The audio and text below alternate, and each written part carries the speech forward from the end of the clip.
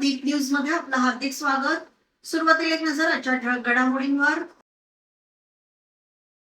भरत गोगावले यांच्या ज्येष्ठतेचा योग्य सन्मान झाला पाहिजे, सन्माननीय रामदासभाई कदम. आंबा घाटातून एसटी वाहतूक पूर्ववत, प्रवाशांना मोठा दिलासा. रत्नागिरीत भाजप युवा मोर्चाकडून काँग्रेस नेत्यांचा तीव्र निषेध. दापोली शहरात प्लॅस्टिक कॅरी बॅग विरोधात धडक कारवाई, 10,000चा दंड वसूल. आणि 8 महिन्यांपूर्वी हरवलेलं पाकिट रिक्षा चालकानं केलं परत.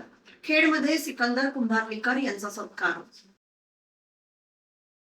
भरत गोगावले यांची रायगडच्या पालकमंत्रीपदी नियुक्ती झाल्याचा आनंद आहे, मात्र त्यांच्या ज्येष्ठतेचा योग्य सन्मान झाला पाहिजे, अशी भूमिका सन्माननीय रामदासभाई कदम यांनी मांडली आहे.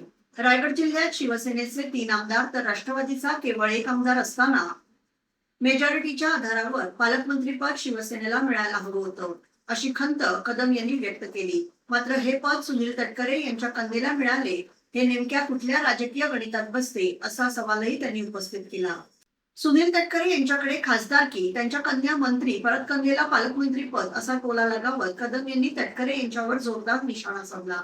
भरत गोगावले यांच्यासारख्या ज्येष्ठ आमदाराला झेंडावंदनाच्या वेळी बाजूला उभं राहावं लागणं हे प्रोटोकॉल मध्ये बसणारं नव्हतं, असंही त्यांनी म्हटलं. शिवसेनेकडे विधान परिषदेत अधिक संख्याबळ असतानाही तटकरे यांच्या मुलाला आमदारकी मिळाली. मग तटकरे यांच्याकडे नेमका कोणता जादूटोणा आहे, असा खोचक सवाल कदम यांनी केलाय. नाशिकच्या अशोक खरात प्रकरणाचा संदर्भ देत त्यातील काही भाग तटकरे विरोधातील राजकीय घडामोडींशी संबंधित आहे का, अशी शंकाही त्यांनी व्यक्त केली. दरम्यान या सर्व टीकेच्या पार्श्वभूमीवर भरत गोगावले यांना पालकमंत्रीपद मिळाल्याबद्दल रामदासभाई कदम यांनी त्यांचं अभिनंदन करत पुढील वाटचालीसाठी शुभेच्छा दिल्या. आमचं पण आनंद होतं की खूप समाधान वाटलं, खूप बरं वाटलं. त्याचं कारण असं आहे की भरत गोगावले हे ज्येष्ठ आहेत. हे मला वाटतं 3 वेळा निवडून आलेले आहेत. हे विधानसभेमध्ये गटनेता म्हणून त्यांनी काम केलंय. त्यांचं वय देखील 55 वर्ष 60 वर्ष आहे. असं असताना त्यांची सिनियरिटी बाजूला ठेवून तटकरेच्या मुलीला पालकमंत्रीपद कालपण दिलं होतं. कालपर्यंत तटकरेंचे सगळे लाड होत होते. ते म्हणतील ते खासदार, मुलगी मंत्री, मुलगी पालकमंत्री, ज्येष्ठ गोगावले बाहेर बाजूला, मुलींना झेंडावंदन करायचं, गोगावलेंनी फक्त बाजूला बघून, हे कालपर्यंत जे होत होतं ते प्रोटोकॉल मध्ये बसत नव्हतं. पण आज सन्माननीय मुख्यमंत्र्यांचे, एकनाथ शिंदे यांचे, आमच्या ताई पवारताईंचे मी मनापासून आभार मानतो. एक चांगला निर्णय घेतला आणि एका ज्येष्ठ नेत्याला, ज्येष्ठ पुढाऱ्याला न्याय दिला आणि पालकमंत्रीपद रायगड दिलं. विशेषतः रायगडमध्ये 3 आमदार शिवसेनेचे आहेत. मेजॉरिटी देखील तिथे त्या जिल्ह्यामध्ये शिवसेनेचे असताना फक्त 1 आमदार असलेल्या तटकरेच्या मुलीला पालकमंत्रीपद दिलं गेलं. कशामध्ये बसतंय? कुठंच बसत नव्हतं. पण मगाशी म्हटल्याप्रमाणे फक्त लाड हे कालपर्यंत फक्त तटकरेंचेच केले जात होते. आता देखील 65 मतं राष्ट्रवादीची, तटकरेंची, शिवसेनेची 450 मतं असताना विधान परिषदेच्या आमदारकीची तिकीट दिली तटकरेच्या मुलालाच. नेमकी जादू काय आहे तटकरेकडे तेच कळत नाही. ते कोणते नाशिकचे खळात बुवा काय ते अंगठी बिंगठीचं काय ते आहे प्रकरण, तिथलाच हा भाग आहे की काय, असा संशय मनामध्ये येतोय तटकरेंच्या बाबतीमध्ये. आता असं कसं करू शकतं मला सांगा ना? ज्या शिवसेनेकडे 450 मतं आहेत, आमदार आमच्याकडे आहेत, पंचायत समिती आमच्याकडे आहेत, जिल्हा परिषदेची मेजॉरिटी आमची आहे, असं असताना पुन्हा तटकरेच्या मुलाकडे आमदारकी जाते? असं नाही काय, काहीतरी जादू असल्याशिवाय होत नाही, लिंबू शिंबू काहीतरी असल्याशिवाय होत नाही. पण आज काही का होईना गोगावलेंना पालकमंत्रीपद दिलं. मी माननीय मुख्यमंत्री आणि उपमुख्यमंत्री या सगळ्यांचे मनापासून आभार मानतो. धन्यवाद देतो. आगामी गणेशोत्सवाच्या पार्श्वभूमीवर कोकण आणि पश्चिम महाराष्ट्राला जोडणाऱ्या आंबा घाटातून एसटी वाहतूक आजपासून पुन्हा सुरू करण्यात आली आहे. ओझरेखिंडी नजीक रस्त्याला वेगाकडून रस्ता खचल्याने सुरक्षेच्या कारणास्तव 9 ऑगस्ट पासून एसटी आणि अवजड वाहतूक बंद करण्यात आली होती. या परिस्थितीची आमदार किरण उर्फ भैया सामंत, रत्नागिरीचे जिल्हाधिकारी मनोज जिंदल, कोल्हापूरचे जिल्हाधिकारी डॉक्टर विजय राठोड यांच्यासह प्रशासनानं पाहणी केली. खबरदारी घेत आणि वेगावर मर्यादा ठेवून वाहतूक सुरू करता येईल असा विश्वास पाहणीनंतर व्यक्त करण्यात आला. त्यानंतर विभाग नियंत्रक जानराव यांच्या आदेशानुसार आजपासून आंबा घाटातून एसटी सेवा पूर्ववत करण्यात आली. सकाळी 7:15 वाजता देवरुख बस स्थानकातून सुटलेली देवरुख लातूर ही पहिली एसटी बस ओझरेखिंडीतून सुरक्षितपणे पार पडली. वाहतूक विभागाची विशेष टीम घटनास्थळी तैनात असून चालकांना सावधगिरीच्या सूचना देण्यात येत आहेत. एसटी सेवा सुरू झाल्यामुळे प्रवासी आणि चाकरमान्यांना मोठा दिलासा मिळाला आहे. भारतीय जनता पार्टी युवा मोर्चाच्या वतीने रत्नागिरीत काँग्रेस नेत्यांच्या निषेधार्थ एकमुखी आणि आक्रमक निदर्शनं करण्यात आली. राष्ट्रगीत वंदे मातरमच्या झालेल्या कथित अवमानाच्या या गंभीर घटनेविरोधात संपूर्ण शहरात तीव्र पडसाद उमटले. भाजपा शहर अध्यक्ष दादा ढेकळे यांच्या मार्गदर्शनाखाली या आंदोलनाचं नेतृत्व भाजपा युवा मोर्चाचे शहराध्यक्ष अजिंक्य केसरकर यांनी केलं. कार्यक्रमादरम्यान उपस्थितांनी काँग्रेस नेत्यांच्या या विकृत मानसिकतेचा आणि देशविरोधी वृत्तीचा तीव्र शब्दात निषेध केला. ज्या मातीने आपल्याला ओळख दिली, ज्या राष्ट्रीय गीताने कोट्यावधी देशवासियांच्या मनात देशप्रेमाची ज्वाला प्रज्वलित केली, त्याच पवित्र गीताचा अवमान करणं म्हणजे देशाशी गद्दार करण्यासारखंच आहे, असा संतप्त सूर यावेळी आंदोलकांनी लावला. काँग्रेस नेत्यांच्या भूमिकेबद्दल सर्वसामान्य नागरिकांमधूनही प्रचंड संताप व्यक्त होतो. राष्ट्रीय गीताचा हा अपमान रत्नागिरीतील जनता कधीही सहन करणार नाही. जोपर्यंत या प्रकरणी दोषी नेते जाहीर माफी मागणार नाही, तोपर्यंत हा रोष असाच तीव्र लढा देऊन सुरू ठेवला जाईल, असा स्पष्ट इशाराही या निमित्ताने देण्यात आला. भारतीय जनता पार्टी दक्षिण रत्नागिरी शहर मंडल आणि युवा मोर्चा शहर याच्या मार्फत आज आम्ही काँग्रेस नेत्यांच्या निषेधार्थ इथे आज आम्ही निषेध व्यक्त केला. कारण या काँग्रेस नेत्यांनी 15 ऑगस्टला वंदे मातरम या आपल्या राष्ट्रगीताचा अपमान केलेला आहे. त्यामुळे आज आम्ही सर्व सहकारी, आमचे पदाधिकारी, सगळे वरिष्ठ यांनी त्यांच्या काँग्रेस नेत्या सोनिया गांधी आणि राहुल गांधीच्या निषेधार्थ आज आम्ही इथे निषेध व्यक्त केलेला आहे. वंदे मातरम या शब्दाचा अर्थ म्हणजे स्वातंत्र्य काळामध्ये जी चळवळ उभी राहिली, ज्या स्वातंत्र्य सैनिकांना त्यांनी शौर्याचं मनोधैर्य दिलं, त्या शब्दाचा तुम्ही अपमान करता. वंदे मातरम म्हणजे मातृभूमीला नमन, वंदे मातरम म्हणजे मातृभूमीला प्रणाम या शब्दात तुम्ही अपमान करता आणि त्या स्वातंत्र्य दिनाच्या शौर्य काळात ज्या लढणाऱ्या सैनिकांचा तुम्ही अपमान करता, याचा आम्ही निषेध करतो. म्हणून राष्ट्रीय गीताचा अपमान करणाऱ्या काँग्रेस नेत्याचा आम्ही निषेध करतो. धन्यवाद. पर्यावरणाच्या संरक्षणासाठी आणि प्लास्टिक मुक्त दापोलीच्या दिशेने एक महत्वाचं पाऊल उचलत दापोली नगरपंचायतीने शहरात प्लास्टिक कॅरी बॅग विरोधात धडक मोहीम राबवली आहे. या कारवाईमुळे प्लास्टिकच्या बेकायदेशीर वापरकर्त्यांचे धाबे दणाणले.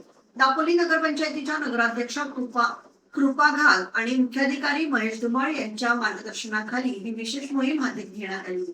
या मोहिमेदरम्यान दापोली शहरातील विविध दुकानांवर आणि आस्थापनांवर छापे टाकून अंदाजे 15 ते 20 किलो प्लास्टिक कॅरी बॅग जप्त करण्यात आल्या. तसेच नियमांचं उल्लंघन करणाऱ्यांकडून एकूण 10,000 रुपये इतका दंड तात्काळ वसूल करण्यात आला. यापुढे कोणत्याही दुकानात किंवा व्यक्तीकडे प्लास्टिकच्या कॅरी बॅगची विक्री करताना अथवा वापर करताना आढळल्यास त्यांच्यावर कायदेशीर आणि कठोर दंडात्मक कारवाई केली जाईल, असा इशारा प्रशासनाने दिला आहे. नागरिकांनी या नियमाचं पालन करून सहकार्य करावं असं आवाहन करण्यात आलंय. या पथकात नगरपंचायतीचे कर्मचारी रिलेश गुरव, शीतल शेठ, अरुण मोहिते, सुनील टाक, शशिकांत रहाटे, संदीप ढिंगणकर, मंगेश जाधव, वैभव कुमटेकर, अनिकेत सिंगारे आणि सुधीर जाधव यांनी सक्रिय सहभाग नोंदवला. खेड शहरात माणुसकी आणि प्रामाणिकपणाचा आदर्श घालून घेणारी घटना समोर आली आहे. तब्बल 8 महिन्यांपूर्वी अहमद चौगुले यांचं हरवलेलं पाकिट रिक्षा चालक सिकंदर कुंभारनीकर यांना मिळालं होतं. या पाकिटामध्ये 4,200 रुपये आणि महत्वाची कागदपत्र होती. विशेष म्हणजे 8 महिन्यानंतरही पाकिटातील रक्कम आणि कागदपत्रे जशीच्या तशी ठेवून सिकंदर कुंभारनीकर यांनी हे अहमद चौगुले यांना परत केलं. या प्रामाणिकपणाबद्दल अहमद चौगुले यांच्या वतीने सिकंदर कुंभारनीकर यांचा सत्कार करण्यात आला. यावेळी भाजपा नेते तथा खेड नगर परिषदेचे माजी नगराध्यक्ष वैभवजी खेडेकर यांच्यासह युसुफ चौगुले, वहीद चौगुले, भाजपा अल्पसंख्याक सेलचे रत्नागिरी जिल्हाध्यक्ष तथा खेड नगर परिषदेचे नगरसेवक गटनेते रहीमभाई सईबोले, भाजपा युवा मोर्चाचे जिल्हा सरचिटणीस ऍडव्होकेट मिलिंद उर्फ दादू नांदगावकर, साजिद रावल आणि भाजपा सोशल मीडिया प्रमुख सर्वेश पवार उपस्थित होते. सिकंदर कुंभारलीकर यांच्या या कृतीचं उपस्थितांनी कौतुक केलं. आज या ठिकाणी सांगायला आनंद होतोय,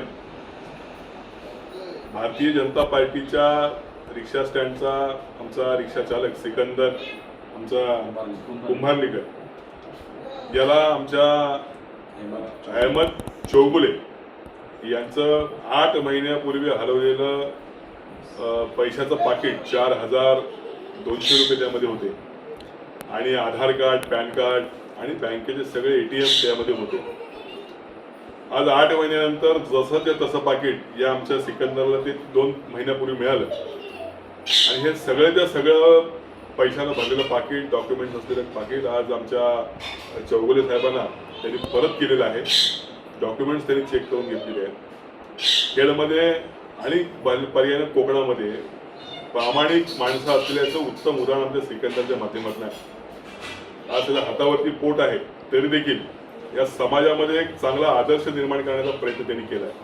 आणि आमच्या खेळचे सगळेच रिक्षावाले आपल्या वाहनात सापडलेली वस्तू किंवा एखाद्या रस्त्यावरती बेवारस सापडलेली वस्तू, ही वस्तू प्रामाणिकपणे एक तर त्या माणसाला परत करतात किंवा पोलीस स्टेशनला जमा करतात. हा इतिहास आहे आणि हा वैभवशाली इतिहास हा सिकंदरने पुन्हा एकदा आभारीत राखलेला आहे. म्हणून आम्ही सर्व आणि आमच्या चौगुले साहेबांनी त्यांचा या ठिकाणी येऊन सत्कार केलेला आहे आणि त्यांना भेटवस्तू देखील देऊ केलेली आहे. परंतु कुठल्या पद्धतीची आर्थिक भेटवस्तू न स्वीकारता फुलांची भेटवस्तू त्यांनी स्वीकारलेली आहे.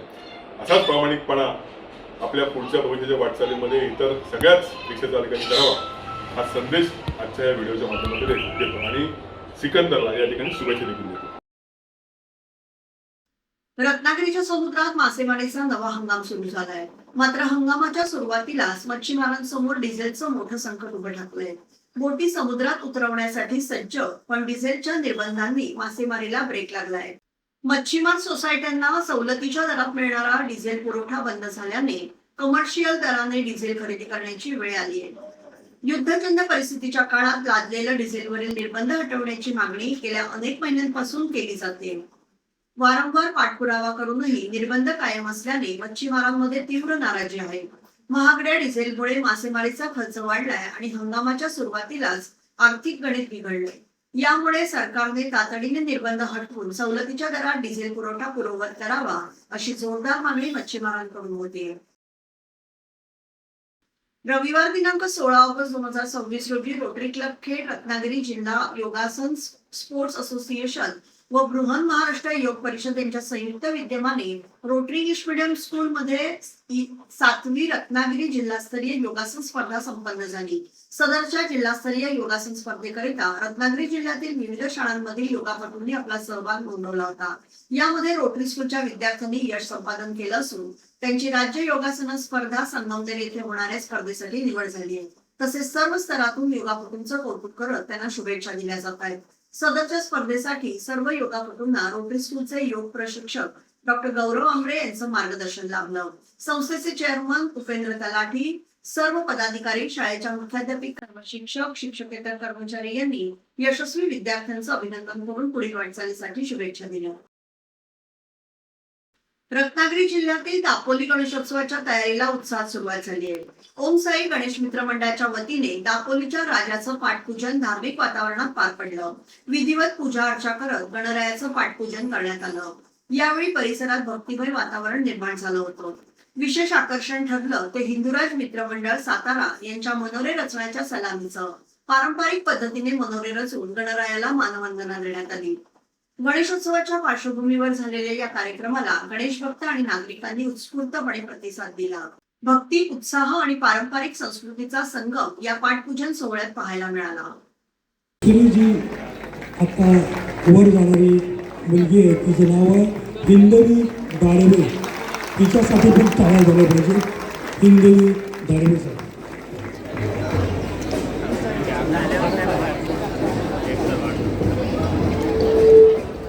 गोविंदा पथका 7 खेळ लावण्याचा प्रयत्न. 7 खेळ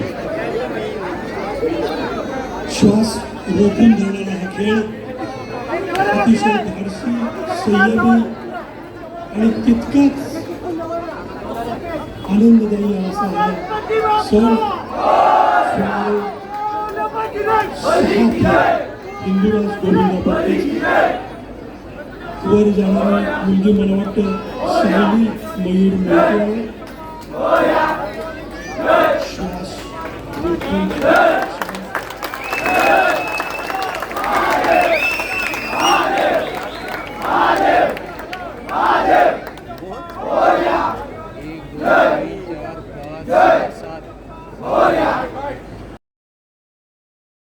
श्रीमान चंदुलाल शेठ हायस्कूलमध्ये 2025-26 या शैक्षणिक वर्षामध्ये Rangotsav celebration and organisation of international competition या स्पर्धेचं आयोजन करण्यात आलं होतं. सदरच्या स्पर्धेमध्ये 11 विद्यार्थ्यांनी सहभाग नोंदवून ही स्पर्धा यशस्वी केली. त्यामध्ये अपूर्व विजय मोरे यांनी गोलाज मेकिंग मध्ये 2रा क्रमांक मिळवला. तसेच कुमारी जाधव हिने मेस्ट्रो अवॉर्ड आणि सन्मान चिन्ह, श्रावणी राजेश उसरे हिने Aarush Khamkar art maestros award व सन्मान चिन्ह, तसेच अक्षरलेखन आणि रंगभरण स्पर्धेमध्ये international medal award Janvi Dayalkar, Arushi Kumawat, Swara Devrukhkar, Sanjivani Jadhav, Sanjivani Dalvi, Samiksha Surve यांनी मिळवलं.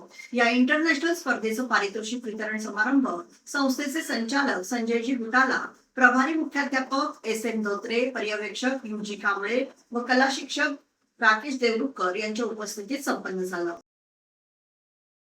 खेड शहरातील ए. कालसेकर कॅम्पस मधील बजम-ए इम्दादिया संचलित MIB girls high school and junior कॉलेजची विद्यार्थिनी तमन्ना फिरोज शेख हिने आमडस येथे दिनांक 18 ऑगस्ट 2026 रोजी आयोजित करण्यात आलेल्या अखिल भारतीय विज्ञान मेळाव्यात भारतीय ऊर्जा क्षेत्रातील संधी आणि आव्हाने या विषयावर वक्तृत्व सादर करत तृतीय क्रमांक पटकावलाय. तिला प्रशालेतील शिक्षिका सदफ अनवर चिकटे यांचं मोलाचं मार्गदर्शन लाभलं.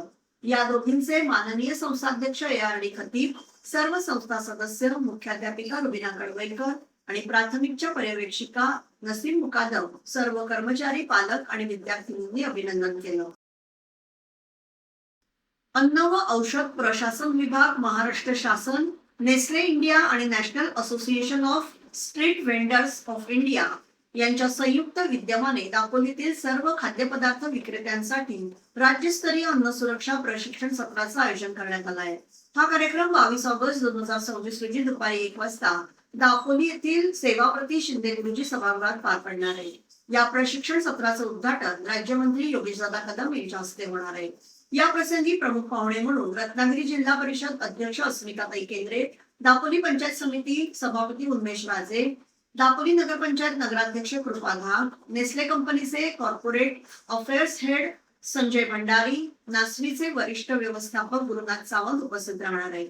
सुरक्षित अन्न, स्वच्छ व्यवसाय आणि सुरक्षित ग्राहक या संकल्पनेवर आधारित या उपक्रमात सहभागी विक्रेत्यांना अन्न सुरक्षा मानके व नियमावलीनुसार मोफत प्रशिक्षण देऊन प्रशासकीय प्रमाणपत्र सादर केले जाणार आहे. तसेच सर्व प्रशिक्षणार्थींना ऍप्रॉन, टोपी, हँडग्लोव्स आणि नॅपकिन यांचा समावेश असलेलं मोफत हायजेनिक किट वाटप करण्यात येईल. खाद्यपदार्थ व्यवसायासाठी अधिकृत परवानगी मिळवण्यासाठी आणि ग्राहकांना सुरक्षित अन्न पुरवण्यासाठी हे प्रमाणपत्र अत्यंत आवश्यक असल्याने दापोली परिसरातील सर्व खाद्यपदार्थ विक्रेत्यांनी वेळेवर उपस्थित राहून आपली नोंदणी पूर्ण करावी व या प्रशिक्षणाचा लाभ घ्यावा असं आवाहन आयोजकांतर्फे करण्यात आलं. याबरोबरच हे बातमीपत्र संपलं. धन्यवाद.